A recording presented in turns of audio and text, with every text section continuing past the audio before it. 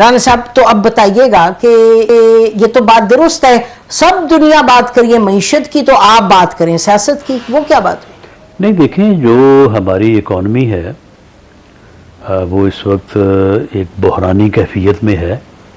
تو اسے وہاں سے نکلنا چاہیے، اب واپس آنا چاہیے۔ مہنگائی جو ہے اس نے عام آدمی کی زندگی جو ہے وہ اجیرن کر دی ہے، ناممکن کر دی ہے، مشکل سے آگے۔ مہنگائی ختم ہونی چاہیے، عام آدمی کی انکم میں اضافہ ہونا چاہیے، اور یہ حکومت کا فرض ہے، اور یہ ہونا چاہیے، بائی آل مینز ہونا چاہیے۔ لیکن معاملہ یہ ہے کہ 8 فروری سے پہلے بھی اور بعد بھی معاملہ یہ ہے کہ سیاست جو ہے، بیانیہ جو ہے، اس کو آپ اس سے جوڑ کے تو جو ہے یہ نہیں کہہ سکتے کہ اب وہ irrelevant ہو گیا ہے، چیلنج ختم، that is relevant، اور ہمیں اس میں رہنا ہوگا۔ تھوڑا ایکسپلین کریں تاکہ ناظرین سمجھیں کہ آپ کا مقصد کیا ہے جب آپ کہتے ہیں بیانیہ ختم ہو گیا۔ ہمیں یہ سمجھ آتی ہے کہ جو کام ہوتا ہے اس کے بارے میں بات ہوتی ہے تو پھر بیانیہ بنتا ہے، یا آپ کسی اور چیز کی طرف اشارہ کر رہے ہیں؟ نہیں، میں یہ بات کر رہا ہوں کہ جو ہمارا یعنی پارلیمانی جمہوری سسٹم ہے، جی، اسے آئینی اور قانونی تقاضوں کے مطابق اسے چلنا چاہیے۔ عوام کی سسٹم کے اندر ایک عزت تکریم ہونی چاہیے، جیسے کہ ہم نے اس ساری صورتحال کو ایک لفظ میں پرو دیا تھا کہ ووٹ کو عزت دو۔ ٹھیک، ووٹ کو 2018 کے الیکشن سے پہلے اور بعد میں بھی عزت نہیں ملی، ووٹ کو آج بھی عزت نہیں ملی، تو ووٹ کو عزت دو کا جو بیانیہ، جو کہ ہمارا بیانیہ ہے، ہمیں اس سے ریلیونٹ رہنا چاہیے۔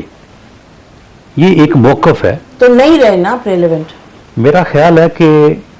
ہم ریلیونٹ ہیں، لیکن ہم اس چیز کو 8 فروری 2024 کے الیکشن میں جس انداز میں لوگوں تک ہم نے اس کو پہنچانا تھا، شاید اس میں کوئی کمی رہی ہے، اس لیے سپلٹ مینڈیٹ آیا ہے، ورنہ 8 فروری کو وہ مینڈیٹ جس کی اپیل ہم نے 21 اکتوبر کو کی تھی، میاں نواز شریف صاحب نے کہا تھا کہ ہمیں آپ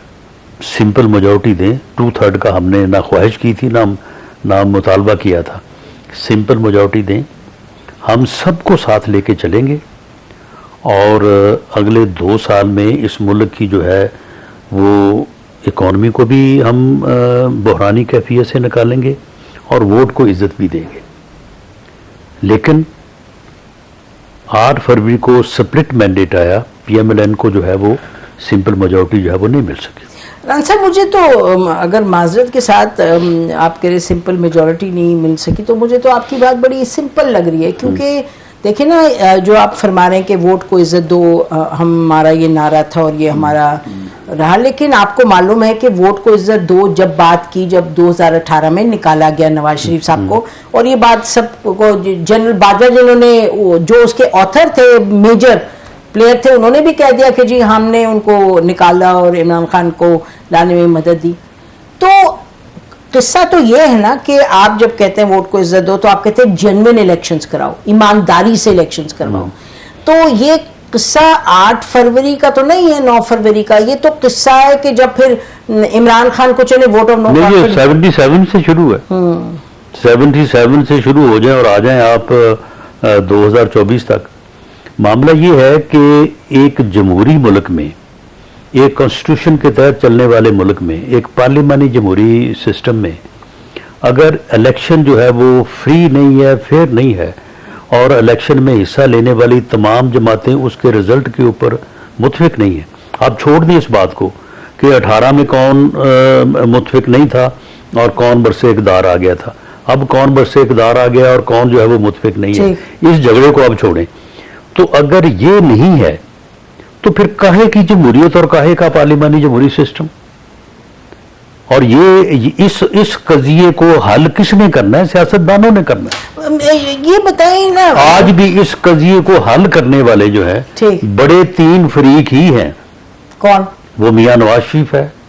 PMLN ہے، وہ آصف زرداری صاحب ہے، وہ عمران خان صاحب ہے، ٹھیک، باقی بھی خیر جو اچھا دیکھیے لوگ ہیں اس سے درجہ بدرجہ وہ بھی ہے۔